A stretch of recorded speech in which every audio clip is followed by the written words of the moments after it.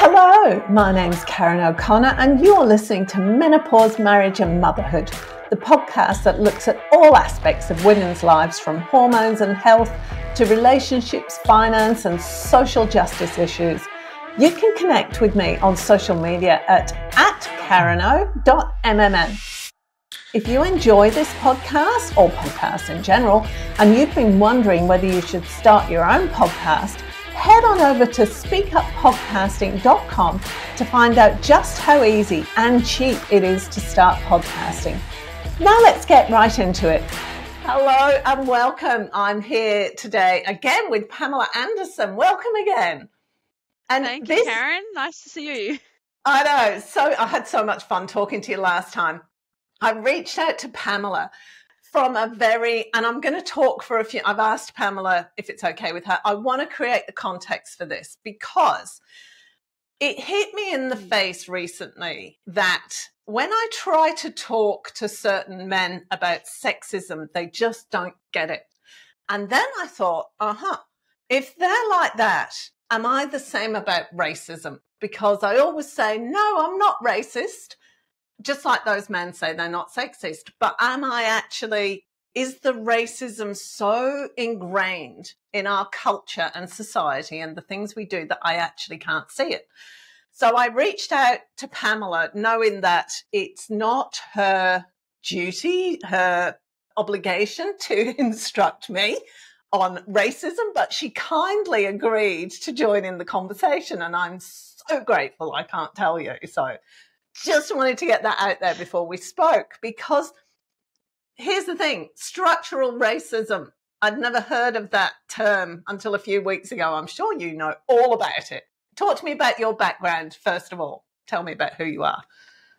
Thanks, Karen. Well, I suppose what qualifies me as a light-skinned person to actually be speaking about racism is that I do have First Nations heritage. So I'm a First Nations woman, which is an Aboriginal Australian woman. So I've got family connections to the Yorta Yorta mob, which is in Shepparton. My grandmother and great-grandmother both did women's business there, and also to Lake Tyers in Gippsland in Victoria. My grandmother and great-grandmother also did women's business there and had their babies there and all those type of things, which were, connect us to that particular spot, those particular spots. And I suppose our family's been impacted by dispossession. So my ancestors, first people of Australia, were moved off their traditional lands into mission stations usually, and then often broken up further from there as a plan and as a way to assimilate, which was a policy of the time, an assimilation policy, which was designed to breed us out. That is unfortunately the dark history of Australia, and a history that I think a lot of people find quite confronting. No one's blaming anyone who's alive today, just for the record, but it is something that I think we need to talk about so that we can actually then move forward. And it's important for me sharing my story, as much as it breaks my heart every time I have to talk about the fact that our family was treated so poorly. We lied. So my grandmother lied about being a First Nations person. She would tell people that she was Italian because it was better to be called, a wog and all these other things than to have your children removed.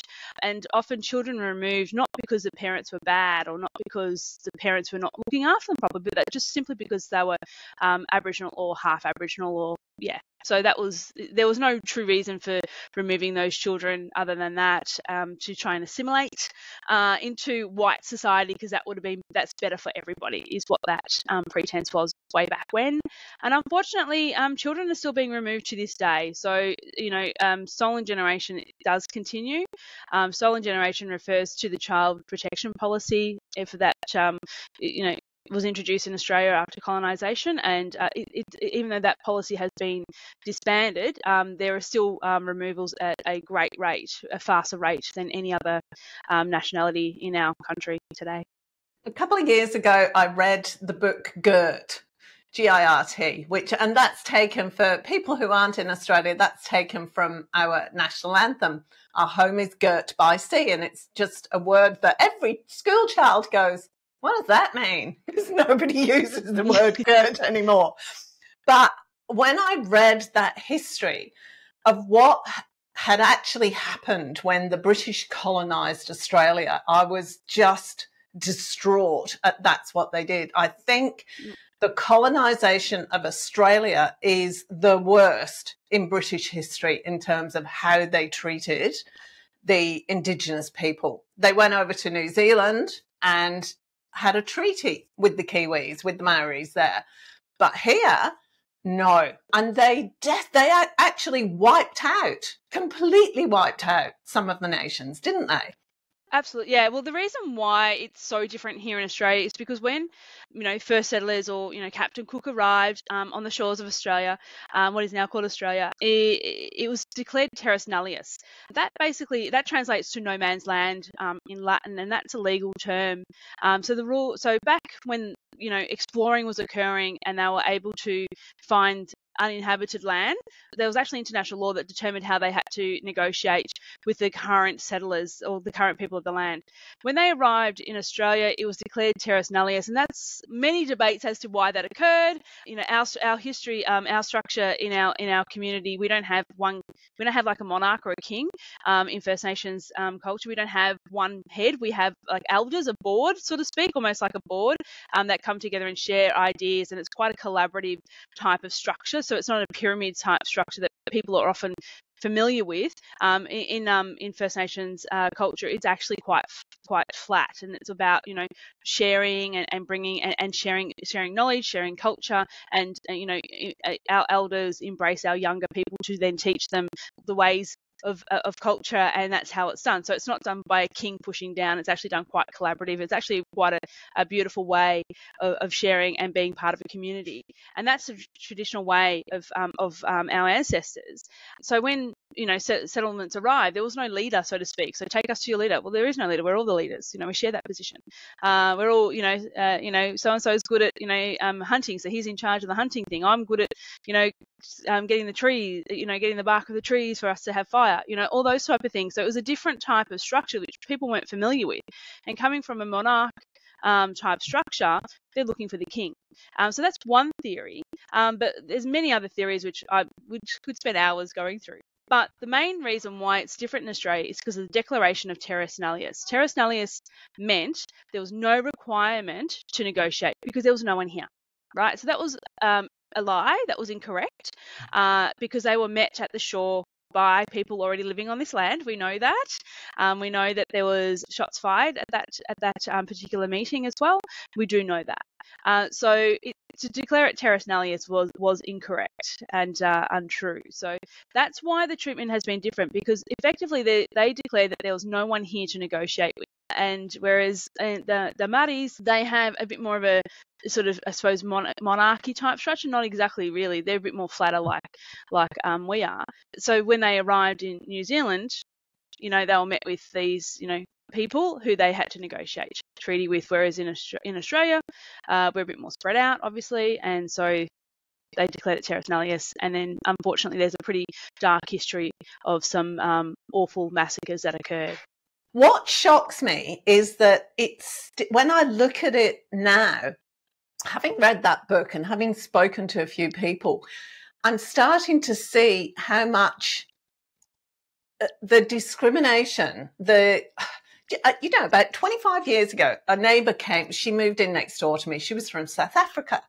And she said to me that the thing that shocked her, South Africa, right, having left just after apartheid was disbanded and everything, she said, what I can't get over is how Australians don't see the Indigenous population. It's like their eyes slide over them. Yeah. And that's really stuck with me because it's also true. Yeah. It's true. It is. Like, you go to New Zealand, you can see the traditional culture there when you walk into the airport. The same as when you go to Canada, you see their First Nations. You see their celebrating their traditional cultures there. Even in America, in many ways, you also see their First Peoples cultures celebrated. But you walk into most of the airports in Australia, and there's nothing. Maybe there's a picture on the wall. That's it. We have the opportunity. We have the longest continuing culture in the world, 60,000, 65,000 plus years. There's also, in Victoria, there's also aqueducts that date back tens of thousands of years that have now been heritage listed, that shows there was a sophisticated, aqua fishing farming system that, the scientists still can't believe that's how sophisticated it was, using rocks and sustainability. You think that for 65,000 years, this country was well maintained and managed, and now we're facing, catastrophic fires, we're facing, flooding, we're facing all these other natural disasters where, if First Nations people have been managing this land for 65,000 years, you'd think they'd actually listen to us for a bit and say, hey, have you heard of cool burning? That'll actually, you do it at this time, you do it. And there's so much knowledge that's just not being used, which is really frustrating, which could actually benefit everybody in this country. But yeah, you're right. It is looked over, and that is, and even people like myself who are fair, and if I say to someone, I'm Aboriginal, they'll go, no, you're not. Well, okay. Well, how do you know that, Joe? And then they'll say things like, because you don't look it, or you don't have the nose that they normally have, which is as ridiculous as saying any other race has a particular feature. It's just ridiculous. Oh, you're white, how can you be black? Well, that's not actually in First Nations culture. That's not how we determine, and we don't determine by percentage either. There's no I'm 5%, I'm 10%, I'm 50%. It is, if you are, you are. If you've got a connection to the culture, then you're part of the culture. And we have to get out there and we have to start reclaiming our culture as well. But at the same time, that comes with discrimination. So, like I said, my grandmother told everyone that she was Italian because she was, olive type complexion. So it was better for her to tell people that she was Italian, because that way she got to keep her house, that was a government house, and she got to keep her kids. Wow. Do you know what I mean? So if this is the history, this is why. And people say, how come only now people are coming out saying that they're Aboriginal? Well, my dad, who sadly passed away in February, he was always nervous about us telling people that we're Aboriginal. He was always worried about children being taken away. It would happen, kids would go to school and the authorities would come and take them away from the school. This is what happens, and it still happens to this day. And so the fact that, yes, First Nations people do get looked over, but also it's really hard to stand up and say that you're a First Nations person because you're faced with so much objection. And also, having said that, I haven't experienced racism to the degree that some of my darker skinned brothers and sisters have, and cousins, because I can walk into a shop and not be followed around. People don't realise that I don't know if people realise, but they'll start following people with darker skin in a shop around. And especially if they can see that they're Aboriginal, they just assume that they're going to take something that's not theirs. Well, that's not fair. And that's just traumatising these young people, especially. And these are the things that are happening to people in every day. And so it is heartbreaking that someone from South Africa says, how come you overlook or ignore your Indigenous people? They're 100% right. At the same time, Indigenous people, it's hard to stand up and fight against that because the discrimination that comes back your way is tenfold. I've unfortunately been in a situation where I've actually been sitting across the table with someone and they've been saying some pretty awful things about First Nations people. And I said, well, actually, I'm one of those abos that you're speaking of. And they're like, oh, really? And I literally saw the look on their face change. And I went, wow, that's what racism looks like.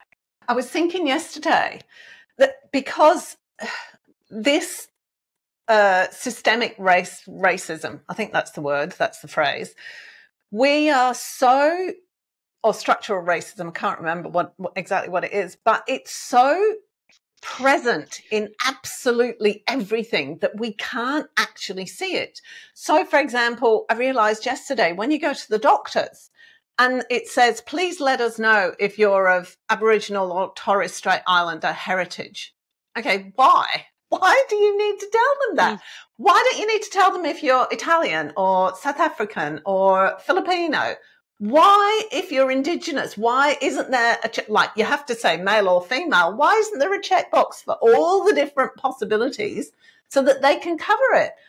It's so in our faces that I don't think we can see it, can we? Yeah, and it's those little things too, I agree with you 100%. I've often gone, why do you want to know that? My dad would always say, what do you want to know that for? Like, what difference does it make to the conversation we're about to have? Surely, whether it be maybe it's additional funding that they can get or whatever it may be. But the other thing too, which is really is the way that policy is also developed. So Aboriginal people are the only race that are actually listed in our constitution where that laws are made about. There's no other race in this country that laws are made about. We have almost segregated bodies that are supposed to look after us. We have, all these different reasons. But don't get me wrong, we need a lot of those resources as well, because there's a lot of First Nations people who are severely disadvantaged, living in poverty, and do need that extra assistance. But there are situations where I agree with you 100%. You're like, what do you need to know that for here for? What difference does that make? The only thing I can possibly say is people are either seeking additional funding for it, because there are a lot of services that do assist First Nations people, but then that would be, I suppose, what additional funding would you need for this if it's just going to see, for example, the GP, which should be covered by Medicare by everybody. There's a lot of that type of thing that goes on. I also think it's too so that people can also use First Nations people and say, well, oh, look at us, we're servicing 3% of our patients are First Nations, aren't we wonderful? It's like, yes, but what else are you doing? It is actually mind-blowing. Talk to me about the Constitution, because we started off talking about how the British declared that there was nobody living here. So you were, the First Nations people were in effect just completely ignored. They didn't exist. They were non-existent. Yep. So then when our Constitution came into place, there is no mention of any natural population to Australia. Not at all. Yeah, so evidently, and I say only having, read this by other sources, obviously I wasn't there at the constitutional time, but apparently what happened is there was actually a conscious decision to leave First Nations people out of the Constitution, to not actually recognise them in that document, and that was done intentionally. And that was, obviously because Terra Nullius is not true, and that would then prove that it was not true at that point in time, and there could have been repercussions back then. But now you're talking over 230 years later, the same doesn't exist. To recognise First people in our culture actually means that we're recognising that, yes, we do have a First Nations culture, which is very rich and very important, and that's it. There is no opportunity to claim anything against the incorrect definition of Terra Nullius, which I think is what some people get worried about. But the law actually doesn't support that now. It's been too long. It's been too far down the track, and it's just simply not going to occur in any way. But the Constitution does need to change to recognise First Nations people, and the reason why it needs to be in the Constitution is because we have had bodies that have represented First Nations people in this type of way that the current proposal is putting forward. And unfortunately, with change of governments or change of budgetary requirements, these particular bodies are defunded and shut down. By putting something into the Constitution in this matter, which would only be a voice, it'd be quite limited as to how it would exist. By putting that into the Constitution, that now means that it always has to exist. It means that that First Nations people need to be consulted on policy that affects them. So it's not the roads, it's not anything beyond policy that affects First Nations people. So if they're talking about Aboriginal health, for example, guess who'd be involved in those negotiations, in that policy development? Aboriginal people will be part of that. Do you know what I mean? It would be those type of policies and laws. So the Constitution is like, think of it as like the umbrella that we all live underneath, right? And so that's having just a recognition in that, saying yes, First Nations people existed and they should be recognised in our Constitution. That's it. Off that Constitution, you then have all your laws and policies, and that's where the meaty stuff comes in, which is changed on a regular basis. The importance of having Constitution means that regardless of who's in government, regardless of budgetary restraints, regardless of whatever may be happening, that needs to stay there. It needs to always be recognised. It's like, it's always got to be there. It's like recognising human rights, basically. It's those type of important things, and then the detail comes within law and legislation. that is built and developed by Parliament. The Constitution is not a detailed document on purpose. I don't know if you've ever run an organisation or association and you have a constitution, you always want to keep it very broad, because it allows you to do things and to make and change things as you need to, and to remain current and relevant. So it's similar to a constitution for a business. You want to make sure that you're always having something that you can actually move within, and you've got enough room to be able to do what you need to do to achieve good outcomes, rather than having to go and have referendums or make significant changes all the time. So I'm going to play the devil's advocate here. If Sure. our constitution talks about people, why do we need to specifically list out Indigenous First Nations people? Aren't they already covered by the constitution? No, and the reason why it's important to list First Nations people in the Constitution is because the only race of people that laws are made about or against in this country is Aboriginal people. So there's no laws about English people. There's no laws about Chinese people. There's no laws about Italian people. There's no laws about any other nationality in this country other than First Nations, Aboriginal and Torres Strait Islander people. They're the only ones that have laws specifically made about us. I'm just mind blown. In the New Zealand Constitution or the American or Canadian Constitution, do they mention their First Nations people, or is their whole constitution different? Do you know anything about that? Yeah, I don't know a lot of detail about their constitutions, unfortunately, but I do know that they do have a voice structure. I do know that they have a consultation body similar to what we're seeing. So that's in nearly every country. So that's in America, that's in Canada, that's in New Zealand, that's in Switzerland or Norway and all these other countries. They've all got voices to Parliament, effectively the same thing that what's being sought at this referendum that we've got coming up. It's exactly so basically they consult with their on policy and law. It's nothing more than that. Policy and law that affects that cohort of people, nothing more. And they've been working for a long time. I think New Zealand's had theirs for years. Yeah, they have, I think. And why they've still got their backyards. why would some First Nations people be against the voice? And just to let everybody know, that's the vote we're having in Australia, which will be the weekend after this comes out, about including an Indigenous voice to Parliament in the Constitution. That's literally all it says. It's 1 page long. I think it's 2 paragraphs, isn't it? Something like that. Yeah. Yeah, it's not even. It's like 1 paragraph.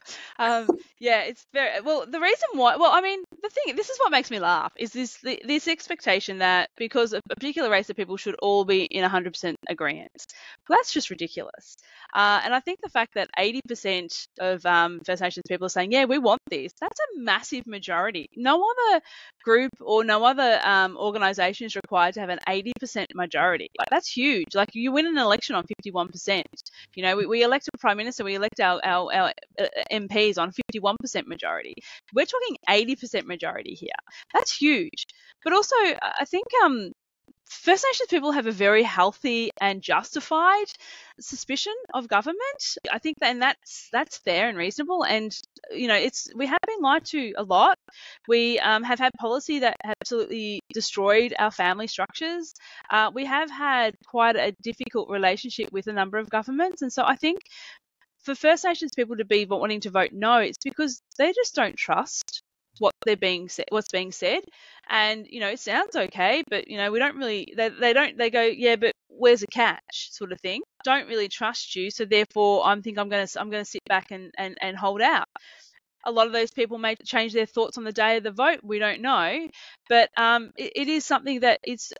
I completely understand why some people are saying no. It's because they just don't trust. They just don't trust the establishments. We've been burnt before, and so there's really a cautiousness around it. Talk to me about what structural racism is, or systemic racism, because like I said right at the start, you know, when you're trying to explain to some men what sexism is, they cannot see it. And I suspect that a lot of white Australians feel the same way about racism. Yeah, well, believe it or not, expecting 100% of First Nations, Aboriginal and Torres Strait Islander people to agree on one thing is actually systemic racism. I mean, that's an example, like that. Why would one race of people have to agree on one thing, but yet no other race has to agree on it? I think, also the systemic is the expectation that people must look a certain way in order to be a particular race is also, people don't realize they're saying it, but it might be when you see fair skinned people claiming to be First Nations, and then, people going, oh, I've done their family tree and they're not.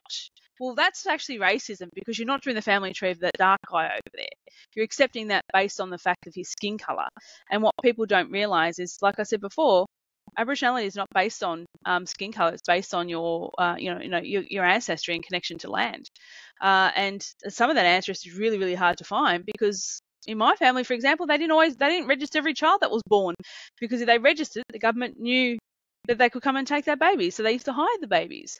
So, we've got death certificates of people who were never born and, birth certificates of people who never died. Do you know what I mean? So all these sort of things happen, multiple changes of name, all those type of things. So for someone external to say, I've done a First Nations person's family tree is absolute bullshit because we can't even do our own family tree. So good for you. I would love someone to, jump in and do that for me. That'd be great. But that is a form of racism. And I think an expectation, of a particular group having to behave a particular way. So the fact that, you'll hear people say things like, oh, haven't we given them enough?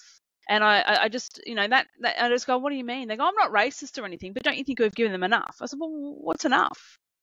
What have we given? What have we given them? And also, this is a personal one of me. As soon as someone says, well, I just go, stop. I don't want to hear the rest of the sentence. Because as soon as you, I think, lump people into a group, and this is across the board for sexism, racism, homophobia, anything of that type of, those horrible things that we all want to try and not be. As soon as you go, well, I think you should stop yourself because whatever you're going to say might not be a very good thing to say. But you might be starting to step into that line of racism. So I think, that's also something to keep in mind of. And I think, again, there's in Australia, I don't even think it's not even subtle. It's actually in your face, the racism. The fact that we're having to have a vicious debate at the moment, the fact that people are physically and verbally being abused if they come out in support of First Nations people is shocking.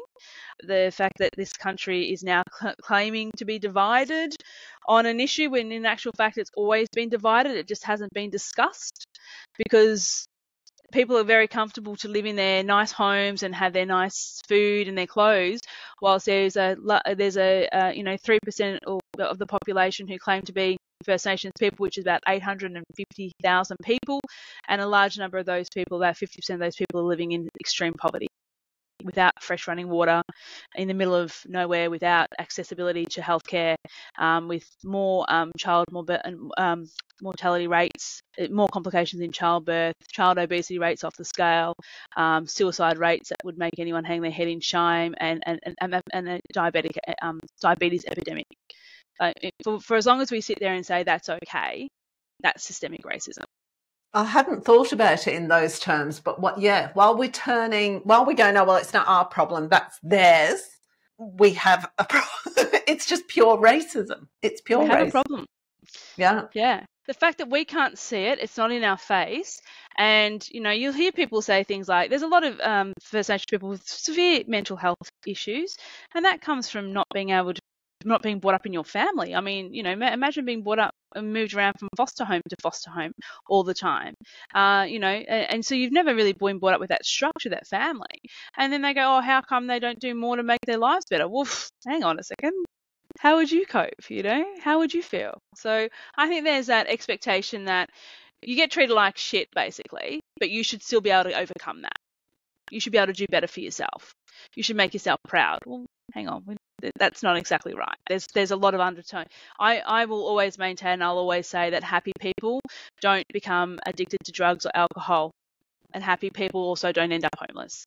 So, if people are on drugs, alcohol, or homeless, then there's something wrong, and there's something needs to be done to help. That's a really good point. I hadn't thought about it like that. I mean, I remember when the kids were growing up and they'd say, oh, but what can we do to help the Indigenous population?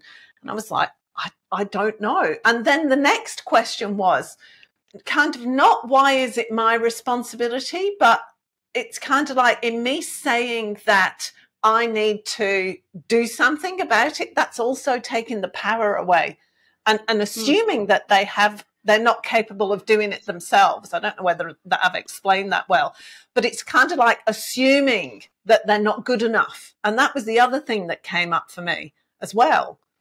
Absolutely. Look, my dad was an incredibly proud man. He worked 2 to 3 jobs. He worked, 3 jobs so that my brothers and I could go to good schools. That was something he really wanted for us. He really wanted to make sure that we went to really good schools. And he worked night shift and day shift in order to make that happen. I think, generally speaking, First Nations people are a proud bunch of people. They're not shy to work. They're hard workers, but and given the opportunities, they step into that space. There's also this terrible thing. An ex-friend of mine once said that there was a research done and Aboriginal people's heads are smaller than everyone else's, so they're not quite as smart. And I was like, okay, we used to be friends. And she's like, what? I said, this is it. Bye. But there's some of those crazy things that people still carry, and you just go, oh, that's flat out racism. But people just don't realise it because we've been allowed to say things like that. We've been allowed to, all these justifications for removing children without justification, right, is what's been put in place. And so all these crazy ideas that all First Nations people are lazy, all First Nations people are not, don't have high IQs, all First Nations people, don't want the help. We give them everything, but they don't want it. They just, they just want to take money and that's it. That's not true. Of course, in any group of people, there's going to be a small group of people who are like that. But having said, majority of every First Nation person I know is hardworking, really intelligent, well educated, worked really hard to get where they are, and doing an amazing and giving a lot of themselves to the community, whether that be the broader community or the First Nations community. They volunteer, they're doing extra stuff that they don't have to do, but they do it because they want to give back. So there's every First Nation person I know is incredibly impressive. And it's funny that the media only focuses on the things that are going wrong, which is what the media does. But I think in terms of the percentage of population in Australia, it focuses on the First Nations people a lot. Yeah. Like I said, it's 3%, about 850,000 people in this country, the people that we're wanting to help, I think. And, that's, I mean, yeah, I think, yeah, it's a bit, I think media can be racist as well. I think outwardly racist. We've seen it even here with other community groups as well. So other communities have also been impacted by that.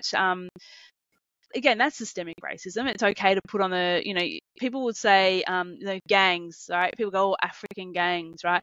But yeah, if it's a bunch of white private school boys gathering together, that's not a gang. That's just a group of boys gathered together. You know what I mean? So but yeah, a group of African kids or, Aboriginal kids, that's a gang. But the same group of the same number of young boys, for example, who are white or go, that's a group of boys gathering together. So I think that's sort of, that's the media's, I think it's outwardly racist, really. There's nothing hidden there, is there, really? No, not at all. Tell me about the stolen generations and why it's still happening. I don't know why it's still happening, but I had no idea it was still going on. Talk to me about that. Yeah, so in Victoria at the moment, there's more kids living in out-of-home care than anywhere else in the world. So more First Nations kids living in out-of-home care than in anywhere in the world. That's in the world. So it's there's multiple reasons as to why they're being removed. Look, some kids do need to be removed on that. So there are instances where they do need to be removed.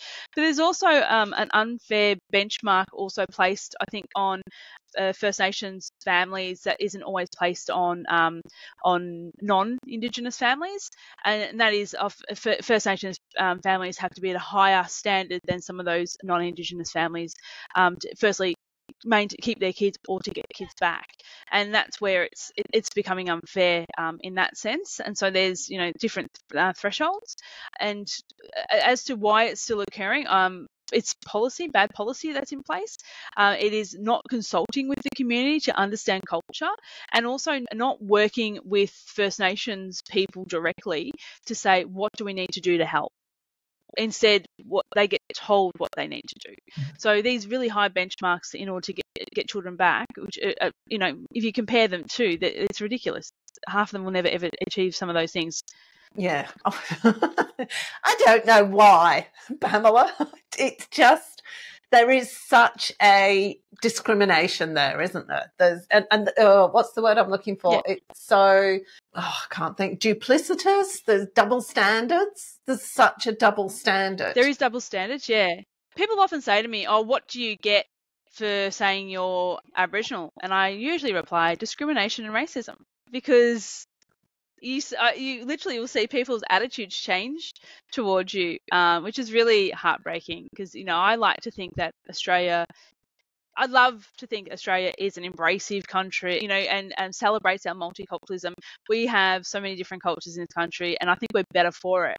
But yet I think the culture that we don't celebrate enough is our own culture. It's our First Peoples culture. So I was just going to say that we celebrate every culture except First Nations. Yeah, like we'll celebrate Diwali parade. Yay, that's fantastic. I mean, celebrate all the other Eid and all the other fantastic things that go on, and when there's fantastic cultures and exciting community events. And yet when we do our NAIDOC marches, there's people like, oh, what are they marching again for? Like, oh, hang on, we're just doing our culture too, We're celebrating our ancestors. Like, it's for me, NAIDOC March is for our family, it's a big day. We look forward to it. We catch up with lots of people. It's we take our photos of our ancestors, and we walk with pride. I was really, so a few years ago, I used to live in Armidale, which is a small country town in the middle of New South Wales, and I stopped outside this house. I was riding my horse, right? And my horse and their pony were going mental at each other. So I just stopped to have a conversation. What really shocked me at the time was the young husband came over to me, first of all, and he was chatty and talking. And then the uncle came over a little bit later. But the woman hung back for a long time. And I remember thinking, that's like, first of all, taking it on board, it was something about me. And then realizing when I got over myself that it had nothing to do with me. And then being shocked that she felt so unsure of the reception she was going to get, who I was, who she was for me, everything else, that she did not feel comfortable coming over for a good 10, 15 minutes while I was yakking with everybody else. That I found really sobering, I think, is the best way I can put it, because it's heartbreaking to think that somebody feels that way, but that's a normal reaction, isn't it? It's an understandable reaction. Maybe not normal is the wrong word, but it's an understandable reaction given the centuries of Australian culture. Australian, don't know what the right word is. Yeah. I mean, everyone's an individual.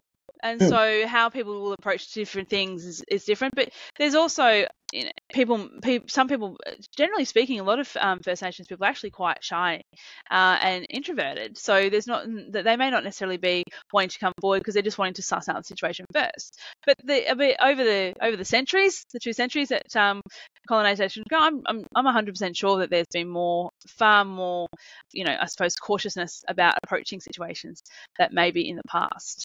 So yeah, I mean, it is disappointing that people do feel cautious about wanting to come forward to things. But like you say, I completely understand it. We're talking about a group of people who've been oppressed for centuries. We're talking about, and my ancestors who, would have been forced into, basically one step above slavery, which was domestic duties, those type of things, because, being half, so they, would take them away and train them because, they were being assimilated into white culture. So, I mean, yeah, there's lots of reasons as to why people would stand back and not wanting to approach a situation hastily. That assimilated into white culture statement is like, even that makes me go, ooh. It should. It should.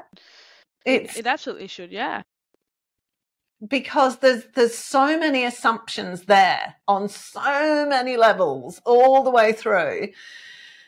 And there's no choice. That's the other thing that comes up for me when you say that, is there's no choice. The only right choice you can do is to assimilate into white culture.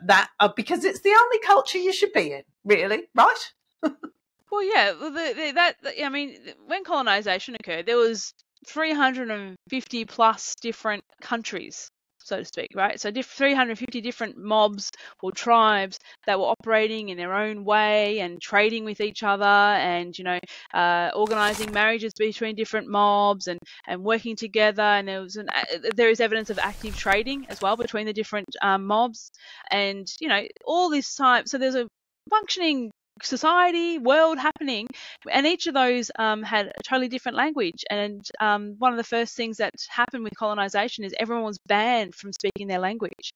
Then everyone was banned from practicing their culture, and then they were moved off their traditional lands. So this was all designed to disrupt and to take over. And for a group of people who, mind you, fought all the way. So the fact that don't think that it was walk in and everyone just laid down and said, "Oh, okay, that's fine." Our ancestors fought hard, and they fought guns against spears, and they fought guns against boomerangs, but they fought hard. And unfortunately, a spear and a gun and a boomerang's not going to beat a gun. So that's the situation that they were in. But yeah, it's then that's when assimilation laws come in. Well, we're going to now assimilate you. We're going to force you to live a particular way, and we don't care about what your culture is or what your language or anything like that. And what that does to mental health is unbelievable. And we know that intergenerational trauma exists. We know that from the Holocaust survivors.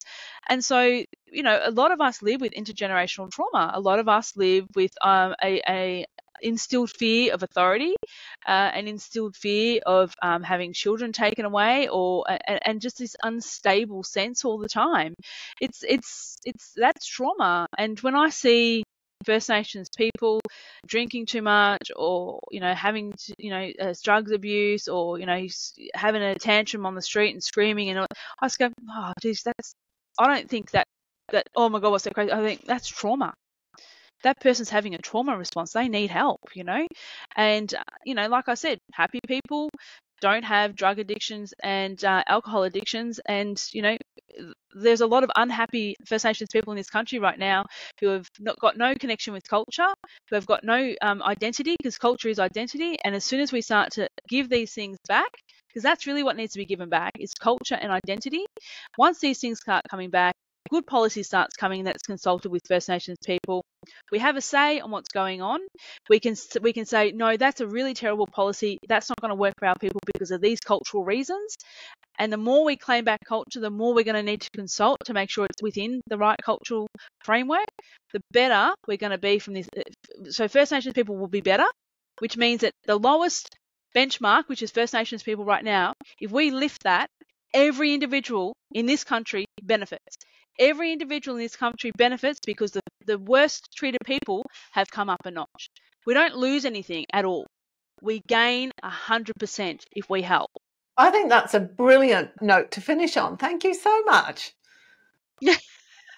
Thank you. Great. Thank you, Karen. It's always a pleasure. Is there anything else you want to share before you go? I mean, I'd like to go into land rights and blah, blah, blah, but I know we'd be talking for another hour or so if we did that, because there's so much to cover. Yeah. We haven't even touched on it. I also don't proclaim to be an expert. Oh, yeah. I don't also proclaim to be an expert in the land rights, and that's a really complex issue too. Yeah, it is. For people who aren't listening in Australia, and even for some Australians, basically everything until the Mabo decision, basically, when was that, in the 80s? I wasn't living in Australia at the time, but you had no rights to any land at all. You've been completely dispossessed as First Nations people. So that's a whole kettle of fish to go into, and doesn't help with that culture. It is, and That's right. So there are significant cultural practices and places, and I know that when we practice culture, how good it's a great reset. For me and my family, I know I struggled with mental health as a teenager. I struggled with mental health in my early 20s, and a lot of that was because I was denying my true culture, and I wasn't really stepping into that space where I needed to be stepping into. So when things get a bit too much, there's nothing like going up and spending a bit of time on traditional lands, or lands that my ancestors walked on, and sort of spending some quiet time there and reflecting, and it's almost like you talk about people go to church and pray in religion. Well, it's the same sort of thing. It's a real spiritual connection, and it's something that it really recharges and refreshes, and it's something that it's so important. Thank you so much. You're welcome. Thank you. If you enjoyed this episode, be sure to subscribe and rate and review this podcast and share it with your friends. And don't forget, if you've been thinking how great it would be to have your own podcast so that you can interview guests and speak to people about the topics that you're interested in personally, head on over to speakuppodcasting.com to find out just how easy and cheap it is for you to start podcasting. There's a download on how to start a podcast for free waiting there for you. Thank you so much for listening. I'll see you next time.